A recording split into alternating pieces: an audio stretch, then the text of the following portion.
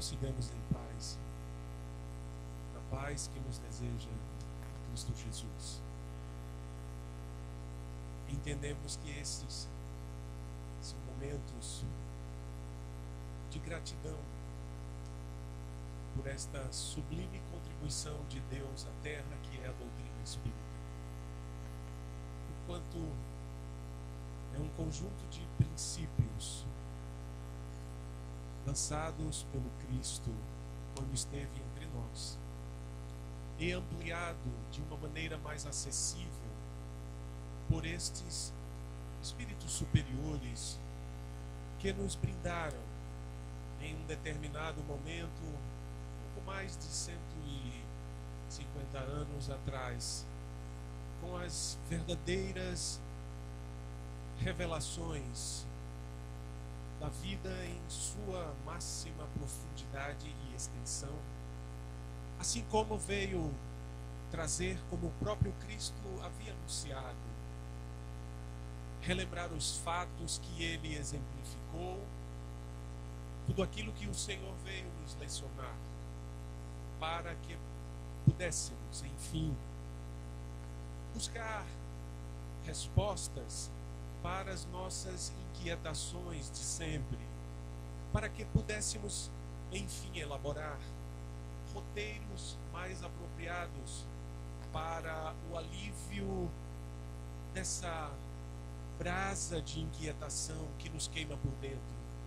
Enfim, face a uma sequência quase interminável dessa carência de respostas às nossas mais variadas inquietações no sentido de resolução para as mais diversas ordens de sofrimento e dores.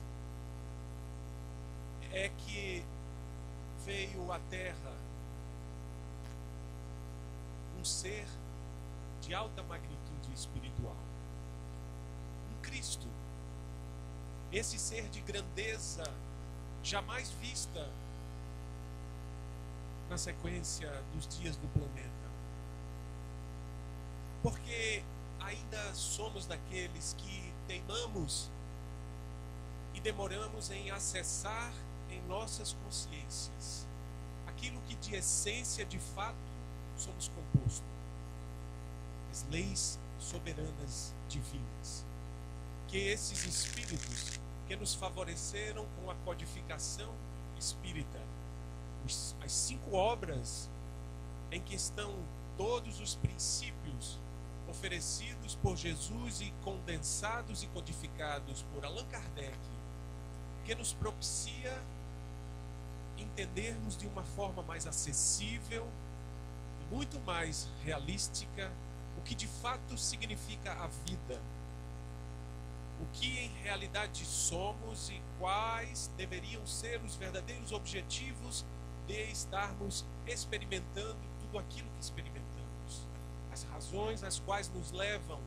a sentirmos as coisas dessa ou daquela forma, como nos relacionamos uns com os outros, enfim, tudo que diz respeito ao todo o nosso campo psíquico, desde as sensações mais instintivas até esse brilho que ora acontece e ora se apaga, nestes lampejos que nos mostram a nossa condição espiritual na atualidade, de que se ainda não somos seres luminosos, também já não somos sombras, lixo, escória. Ao longo do trânsito de nossas vidas, entendendo a luz brilhante e cristalina do Espiritismo, podemos perceber que transitamos hora e vez em corpos como estes, que agora estamos utilizando como veículo das nossas expressões, mas que em essência somos espíritos e espíritos imortais, de maneira que um mecanismo está presente na vida e ele é chamado de reencarnação, que é a mais alta demonstração da misericórdia de Deus, o Criador de todos e de tudo, do seu profundo amor, que nos dá oportunidades infinitas de podermos rever aquilo que, de alguma forma, não está alinhado com as leis soberanas de Deus que estão em nossas próprias consciências, para resgatar essa essência divina que há em todos os seres.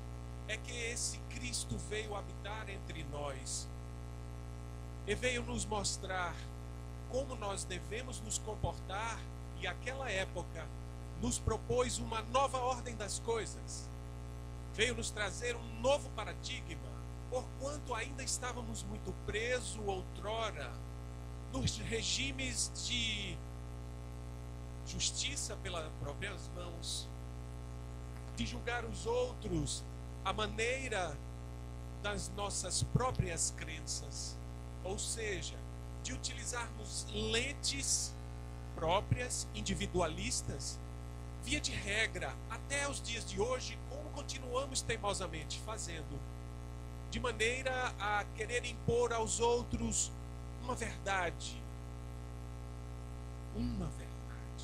e não há verdade. Essa é a grande diferença quando vamos olhar de forma mais aberta e receptiva para a realeza da vida. E o Cristo Jesus foi esse ser que desceu do infinito da sua glória de vida feliz, comungando diretamente com Deus e com outros seres do seu nível, para estar entre nós, para dar estas lições, que tem como regra básica a utilidade de nos transformarmos, de nos fazermos seres mais sadios, mais dignos e mais felizes. Portanto, Jesus, após algumas prédicas, alguns exemplos clássicos, especialmente momentos antes, quando ele terminava de dar uma das suas pérolas brilhantes, se utilizando de uma retórica chamada parábolas. Jesus falava por parábolas. Por quê? Porque era uma forma acessível de uma população ainda ignorante acessar melhor as lições. E ele se utilizava de exemplos corriqueiros do dia a dia, do cotidiano. E Jesus tinha dito como exercitar o perdão de uma maneira muito acessível àquele povo daquela época, mas que até os dias de hoje também faz total sentido. E ele propõe a parábola de um rei que perdoa um dos seus súditos, quando aquele súdito lhe devia uma vultuosa quantia, devia-lhe dinheiro. E então o Cristo, lecionando que um rei recebeu um de seus servos endividado, e que este servo vinha pedir-lhe perdão, desculpas, para que não sucedesse de ele ter que vender seus bens, incluindo até mesmo, como era uma prática da época, a venda dos seus filhos e de sua esposa. Para tal, aquele rei usou de indulgência, usou de benevolência e usou de perdão, e libertou aquele homem, dizendo que ele estava ali salvo de suas dívidas, desde que utilizasse da condição recíproca, ou seja, de que se encontrasse alguma vez na vida alguém que o devesse algo, ele também fizesse o mesmo uso do perdão, o qual ele havia sido perdoado. Mas, para surpresa dos incautos, o que para nós, e muitos de nós, isso não é uma surpresa tão grande, porque infelizmente assim todos nós, e eu me coloco neste meio, nem sempre conseguimos exercitar este perdão proposto pelo Cristo. E aqui e acolá estamos julgando pessoas, estamos inferindo sobre o que os outros estão a fazer, mas sempre se utilizando da nossa ótica limitada, imperfeita, claudicante, inverossímil.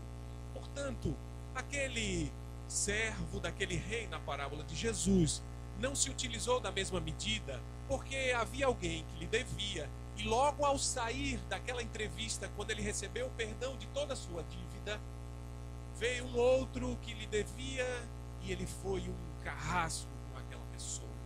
Não perdoou, recriminou e disse que o entregaria para as autoridades da época, pudesse enfim julgá-lo, e não apenas julgá-lo, colocá-lo na conta de um criminoso, de um contraventor, algo que o seja.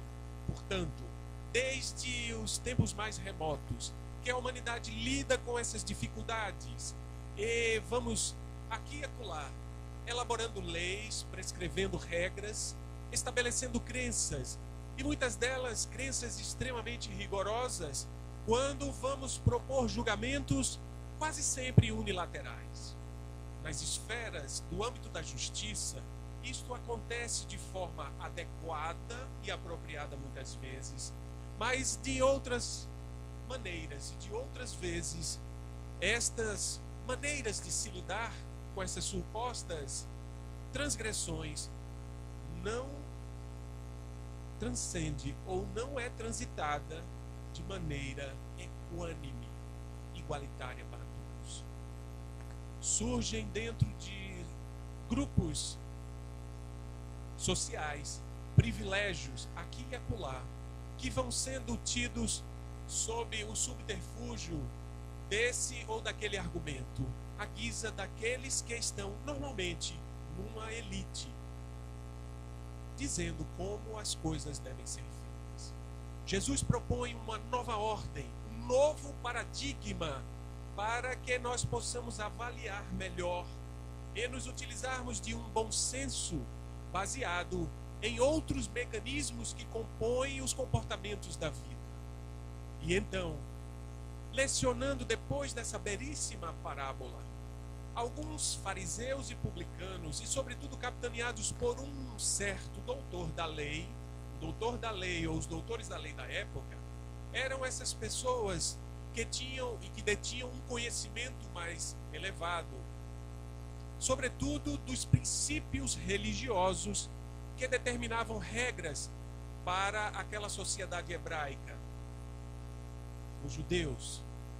Então, quando Jesus estava propondo uma nova ordem das coisas, esse doutor da lei o questiona, porque havia já participado imediatamente antes daquela prédica de Jesus que estimulava o perdão das dívidas, o perdão das faltas, propondo a indulgência como uma das virtudes basilares para que possamos estabelecer um novo tipo de organização social, na qual, ao invés de estarmos sempre julgando os outros, naquele princípio antigo, que não gera soluções, ao contrário, que gera apenas a continuidade de um modo absolutamente incoerente de resolver as coisas, se mantinha.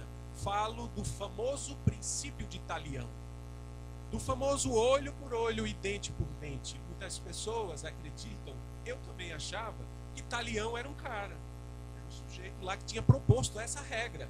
Mas Talião é um princípio adotado pelos antigos sumérios, nos primeiros códigos de comportamento social, que foram as primeiras leis organizadas de maneira plausível que a humanidade gerou. O código, não é, de legislação dos sumérios, aonde eles propuseram o famoso talionesis, que é uma palavra de origem latina, exatamente significando que devemos retribuir um dano feito a nós à semelhança do dano que foi produzido.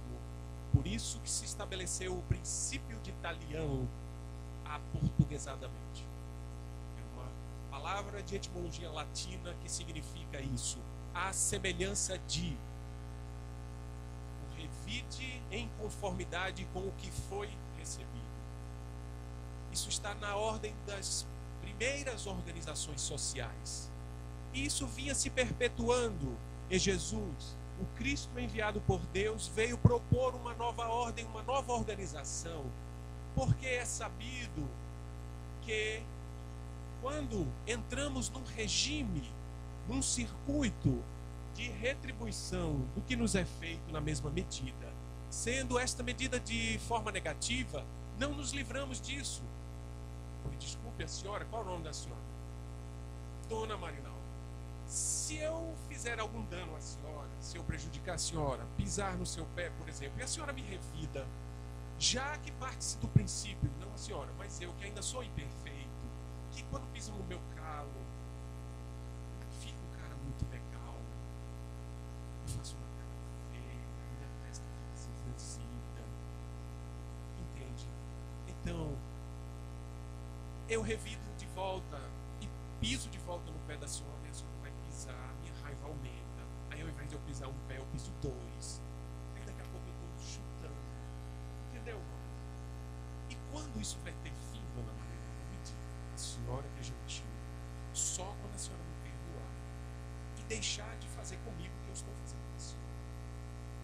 E Jesus diz assim: quando te bateres uma face, oferece a outra. E muitos de nós até os dias de hoje entendemos que quando recebemos uma agressão, um gesto inadequado, algo que nos fere, que nos causa danos, nós devemos ficar submissos, segundo o que Jesus disse, afinal de contas, se interpretarmos ao pé da letra. O apóstolo Paulo dizia: a letra mata, o espírito vivifica. Portanto, o que o Cristo queria dizer é que, sob um mal recebido, nós devemos dar a outra face. Qual é a outra face? A face antagônica ao mal, o bem. E Jesus veio lecionar como a lei maior.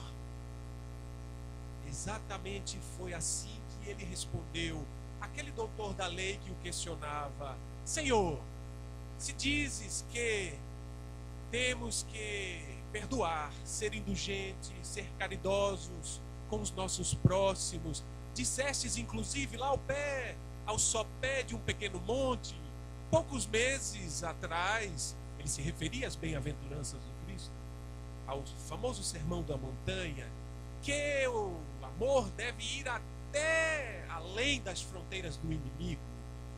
Então, o que dizes? Porque há uma contradição segundo a nossa lei. E então Jesus resgata de forma absolutamente brilhante aquilo que já estava posto num livro antigo, proposto por Moisés, o livro dos Levíticos, aonde está lá escrito no seu versículo 53: amarás ao teu próximo como a ti mesmo. Jesus resgata e complementa expandindo isso. Amarás a Deus de todo teu coração, de toda a tua alma. Este é o primeiro mandamento. E o segundo, semelhante ao primeiro: amarás a teu próximo como a ti mesmo, não importando quem.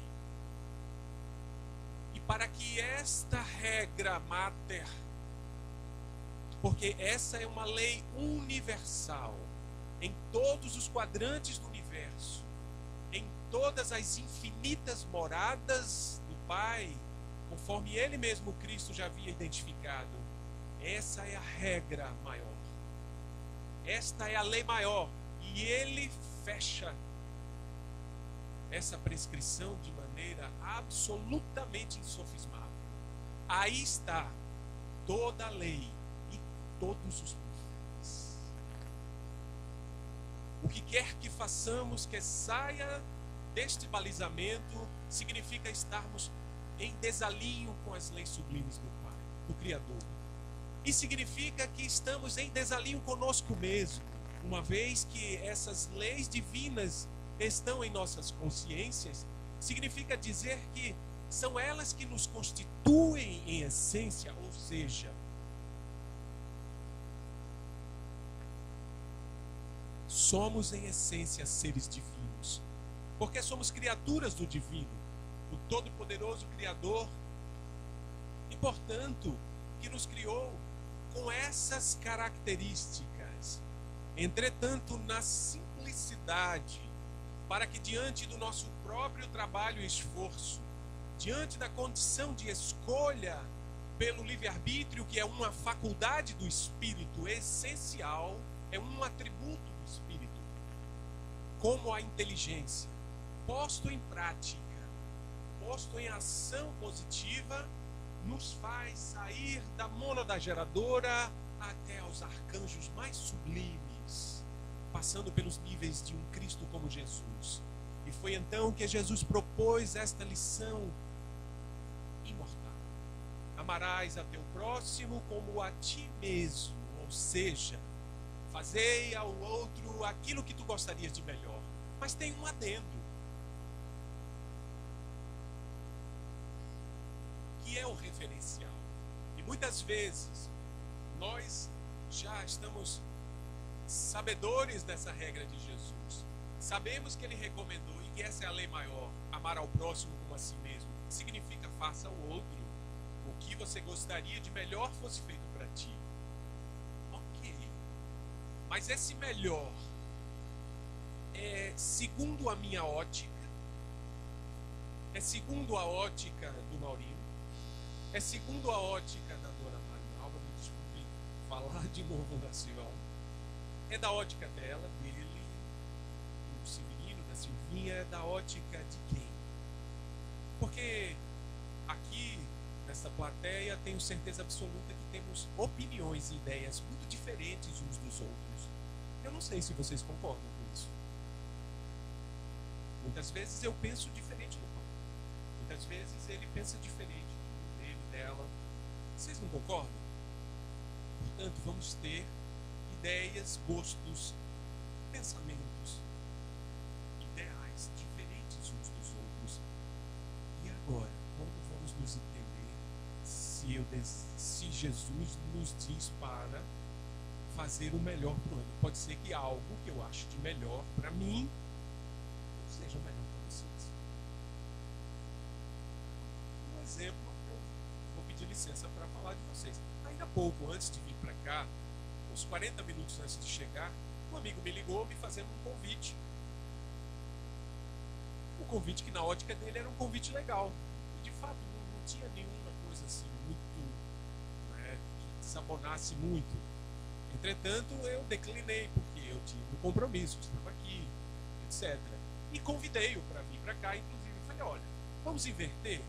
Uma vez que eu não estou podendo estar com vocês, era ele, a esposa e mais um grupo de amigos, então, por que você não vai? Eu chamo o pessoal para ir lá no Lino Luz, uma casa assim, ele sabe que eu sou espírita, ele não é, e etc.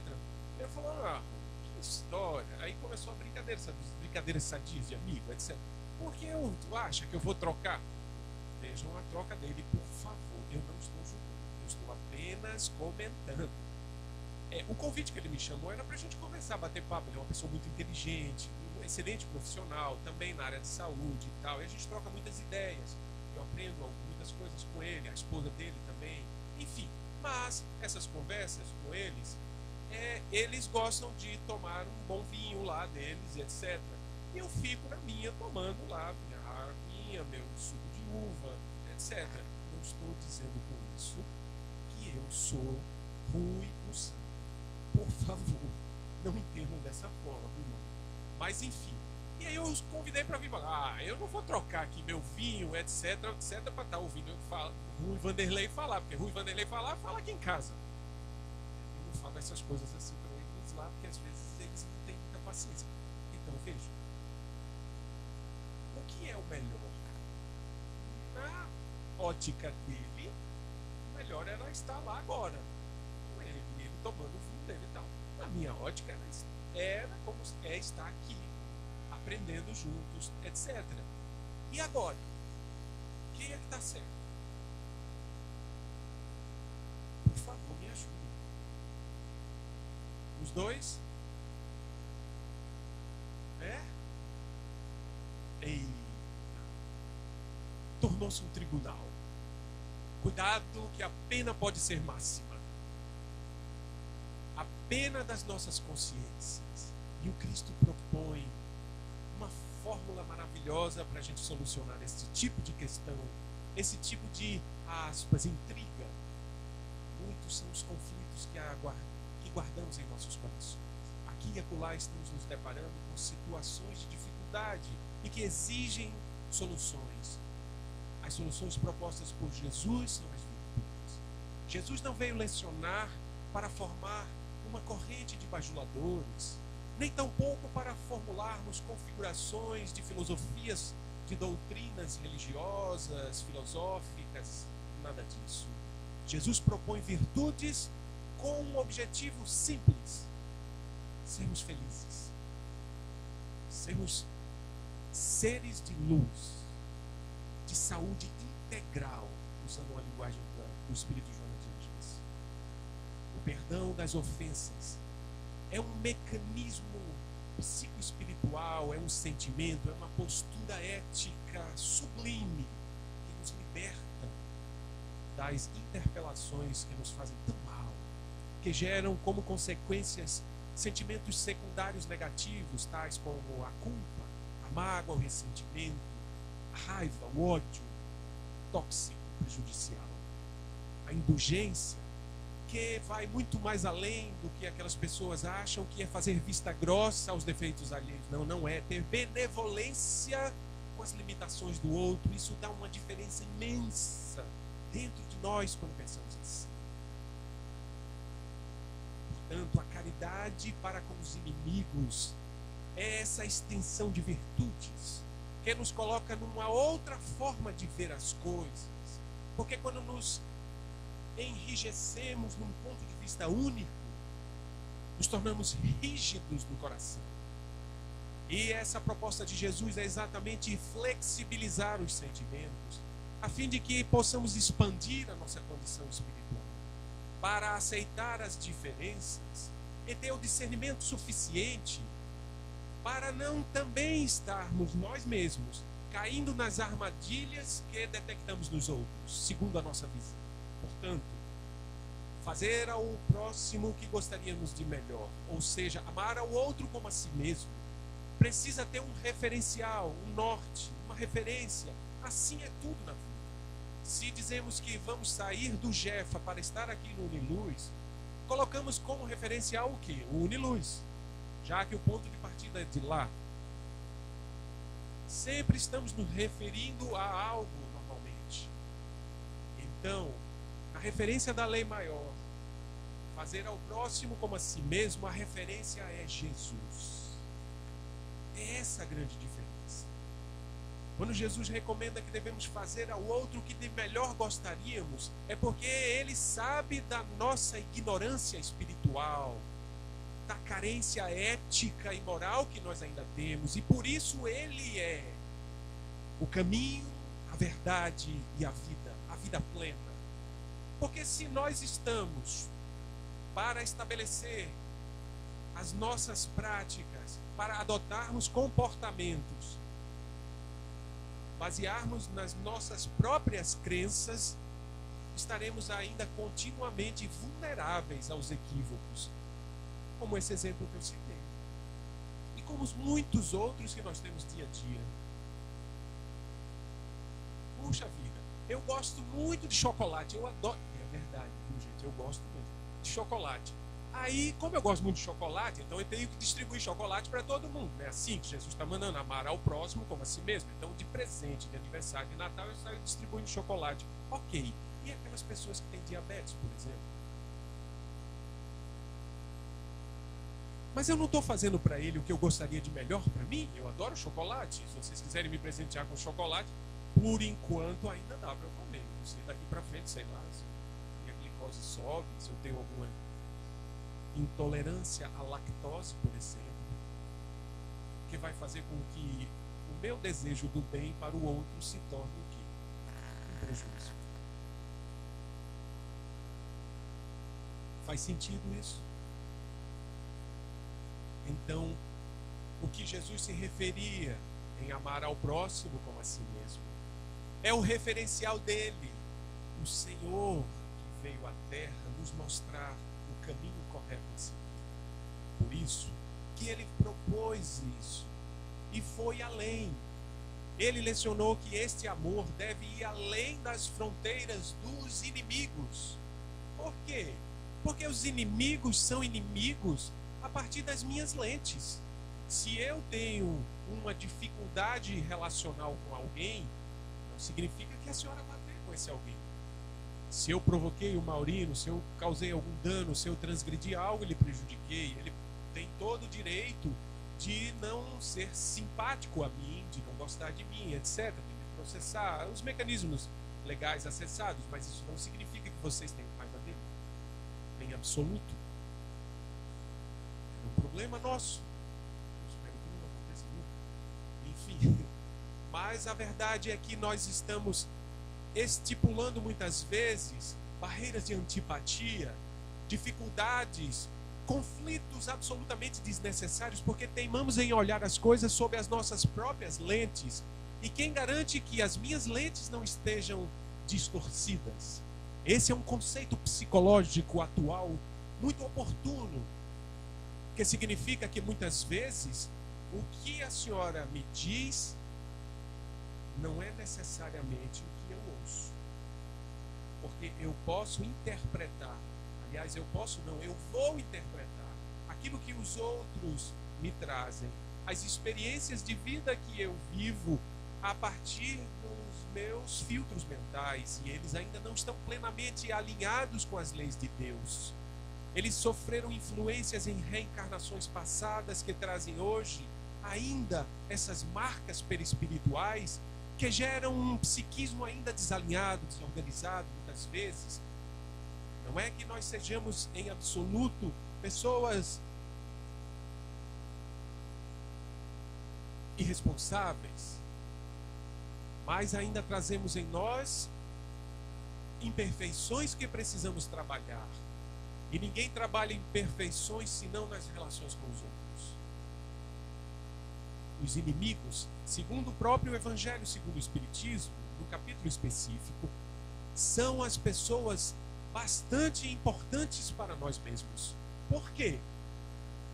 Porque os amigos, nós amigos dos nossos amigos, temos a tendência a quê? Passar a mão um pouco na cabeça, diminuir um pouco, não é? Aquilo que a gente até percebe no amigo, que não é muito legal, que precisa ser melhorado. Os famosos defeitos, né, como a gente enumera. Fulano tem um defeito que é horrível e tal, mas ele é meu amigo. Cara, não faz assim, vai devagar, não sei o quê. O inimigo, né, o dito inimigo, aquele que a gente classifica como inimigo, porque muitas vezes a pessoa não é nossa inimiga, é a gente que coloca-o nessa condição, na verdade. Então esse não, ele vai direto no ponto. Ele sabe o nosso problema, a nossa dificuldade, a nossa imperfeição, e vai lá e diz: olha, o Rui é um cara extremamente orgulhoso. Ele está ali, bonitinho, naquele microfone, falando aquelas coisas bonitas, mas ele não conhece a peça. E vai lá, cheio, aquilo que nós precisamos. Então, por isso que o Evangelho, ele vai dizer que os, aspas, inimigos são pessoas importantes para quem de fato tem a sinceridade de desejar se transformar. Portanto, talvez a maior das recomendações dos espíritos superiores, como foi a do próprio Cristo, que é buscarmos o autoconhecimento, um mergulho interior para de fato buscarmos saber quem em realidade somos, para tirar as nossas máscaras, porque na lide social vivemos muito de máscaras, querendo parecer ser o que não somos. E muitas vezes nós estamos sendo criminosos e inimigos muito maiores do que aqueles quem apontamos como sendo. Nessa passagem do Evangelho, eu peço licença a vocês para ler, para que não percamos nenhum ponto do que consideramos importante. E o espírito Elizabeth de França, em Havre, 1862, faz a seguinte observação: não julgueis, não julgueis, meus caros amigos, porque o julgamento que fizerdes vos será aplicado mais severamente ainda, e tendes necessidade de indulgência para os pecados que cometeis sem cessar.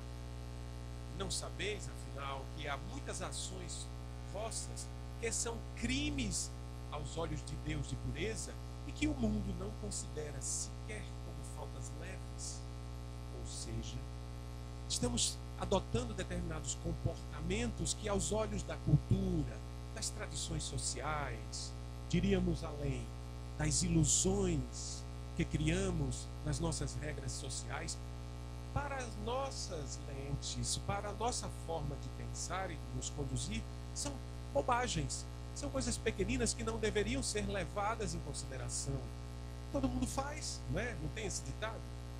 Porém, aos olhos de Deus, como diz aqui o Espírito Elizabeth, são crimes gravíssimos. E nós espíritas, nós cristãos, sobretudo, temos as nossas responsabilidades muito aumentadas em virtude do conhecimento que temos e em virtude de abraçarmos essa ideia dos princípios espíritas a nos guiar, em eleger Jesus como a bússola, o farol das nossas vidas. Porque foi o próprio Senhor que nos alertou a isso. Não é uma cobrança, é um convite a uma reflexão real, em que ele disse: a quem muito se dá ou se oferta, muito será também pedido. E não é uma imposição de Jesus nem de ninguém. Isso é um mecanismo presente em todo o universo. O mecanismo da causalidade, a relação entre causa e efeito, que o Espiritismo batizou de lei, de mecanismo de ação e reação. Tudo aquilo que desejardes de melhor, faça aos outros o melhor. Lembrando, tendo como referência a ética de Jesus, os princípios cristãos, elaborados, ou melhor dizendo, lecionados e exemplificados por Jesus, entre eles a caridade para com os inimigos, com os criminosos. E não foi à toa que ele mesmo deu esse exemplo. Após lecionar, em vias já de estar se despedindo dessa humanidade naqueles 3 anos gloriosos, Jesus, após o convívio mais íntimo na ceia de despedida, muitos dizem que este foi o momento chamado da Santa Ceia, ou da ceia final, onde Jesus fala mais intimamente com aqueles 12 homens, os apóstolos mais próximos, informando que estaria partindo em breves dias. Foi também quando ele, vendo aquele baixo astral que se instaurava entre os 12, quis alegrar, quis falar sobre a continuidade da vida. E foi aí que ele propôs e anunciou a chegada do Espiritismo para que 2000 e tantos anos, ou 1800 e tantos anos, 54 anos, mais 57, que foi o lançamento do Livro dos Espíritos, porque 3 anos antes ele havia partido, então tem que diminuir 3 anos. Portanto, ele anunciava: eu não vos deixareis órfãos, se guardai os meus mandamentos, eu vos enviarei um outro Consolador, que ficará convosco eternamente, etc. E ele falava já, porque é chegado a hora em que o príncipe da terra irá entregar o Filho do Homem à justiça infame. E lá estava Jesus, sendo conduzido de forma açoitada, injustiçada, o ser mais puro, mais pleno, mais sublime com a ordem divina das coisas. Esteve lá, e lá foi entregue aquele que haveria de decidir. E até mesmo aquele julgador, conhecido como Pilatos, estava em dúvida. Recebia da própria companheira uma reflexão: este homem é bom, eu vi fazendo coisas maravilosas pelo povo, ele não é um criminoso, ele não é um ladrão, ele não é teu inimigo, não o julgas dessa forma. Jesus havia anunciado: não julgueis, porque na mesma medida sereis julgados, etc, etc, etc. E havia ali entre um consórcio, um conluio entre os romanos e os judeus, para que ambos pudessem fazer vista grossa na aquele ódio mortal que aqueles povos alimentavam entre si. Aquele povo bélico, de pilhar, de impor, de destruir culturas, que eram os romanos, e aquele povo inflexível, num rigor ao culto exterior, que eram os hebreus. Só podiam se tratar de forma absolutamente disfuncional. E para que um fizesse vista grossas e pudesse ali, cada qual com seus interesses pequeninos, mesquinhos, manter uma razoável ordem social, era proposto o tal do induto pascal, que era a oferta dos romanos diante do representante da lei, naquele momento Pilatos, para que os judeus pudessem escolher entre duas pessoas ou mais, um que seria posto à guisa da satisfação dos romanos para a pena de morte, no caso, na época, a mais simbólica delas, a crucificação. E outro seria solto, para a alegria dos judeus. E normalmente vemos até aos dias de hoje, não é? O nepotismo, o favorecimento, a lavagem de mãos por interesses pequenos, corrupção, etc.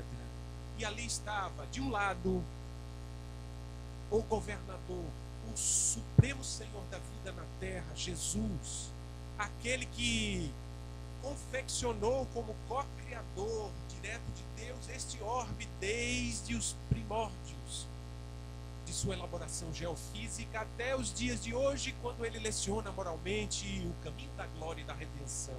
Estava ali Jesus, e do outro lado Barrabás, um transgressor da lei, na nossa linguagem um criminoso, que anteriormente o próprio Cristo havia curado, salvado ele de uma encrenca, e ele se manteve ainda como um delinquente. Estavam lá aqueles dois homens numa distância moral abissal, um infinito praticamente de distância entre Barrabás e Jesus. E Pilatos propõe aquela massa ensandecida. Quem? Qual dos dois? E o que eles escolheram?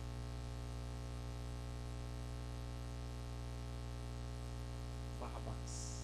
A escolha era a liberdade.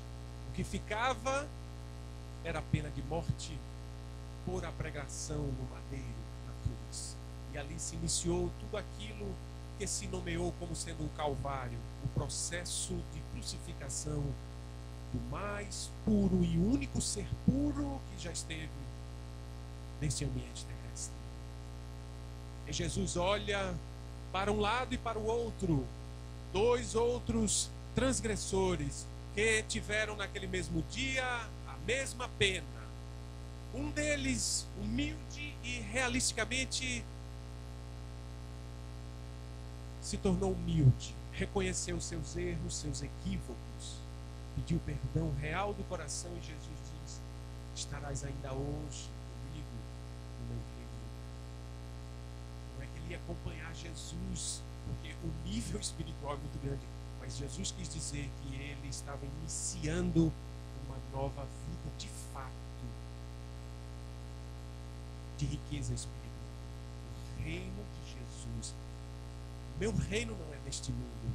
Se referia ao Cristo, ao reino das virtudes, ao reino das qualidades morais, a essa ética ilibada que faz que entendamos o valor de uma renúncia a prazeres que estão desconectos com essa essência divina, a trocar ilusões, modismos, por uma realidade espiritual profunda, no dizer de Joana de Ângeles, até ao ponto de amar os próprios inimigos, porque eles estão num regime de ignorância ainda muito maior. E quem somos nós para nos colocar numa condição de julgador, se nós mesmos, a cada dia atrás de outro, estamos cometendo pequenos delitos, estamos sendo criminosos para com nossas esposas e companheiras, criminosos para com nossos maridos e esposos, criminosos para com nossos filhos, nossos pais, nossos irmãos, nossos familiares, criminosos nas vias sociais, mentindo, trapaceando, manipulando, inventando histórias para parecer ser melhores do que somos. somos criminosos de nós mesmos, porque é sempre assim. Todo gesto infeliz que dirigimos a outrem, ele se reverte primeiramente a nós mesmos. E não é à toa que Jesus traz toda esta ideia de amar ao próximo como a si mesmo. Porque se assim não o fizermos, estamos prejudicando a nós mesmos primeiros, muito mais do que aos outros, o que vai exigir de nós um quantum de energia e de realinhamento imenso, de dor e sofrimento. Na fala de João, o evangelista, daí não saireis, até que tenhas pago o último centavo. E por onde estiverdes, fora do Pai, aí haverá pranto, dor e ranger de dentes. Essa, infelizmente, é ainda a nossa realidade. A realidade daqueles que transgredimos as leis superiores propostas por Jesus e que estão em nossas consciências. E como são as nossas próprias consciências? Todas as vezes que estamos desalinhados a isso, estamos em sofrimento.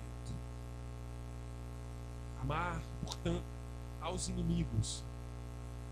Desejar o bem para aqueles que nos perseguem e nos caluniam. Nada mais é do que esse exercício integral do perdão das ofensas, que é uma das expressões mais sublimes do verdadeiro amor. Esse amor universal que devemos acolher em nossos corações. Que por ora estamos ainda nos esforçando e trabalhando e tendo como ferramentas preciosas momentos como esse.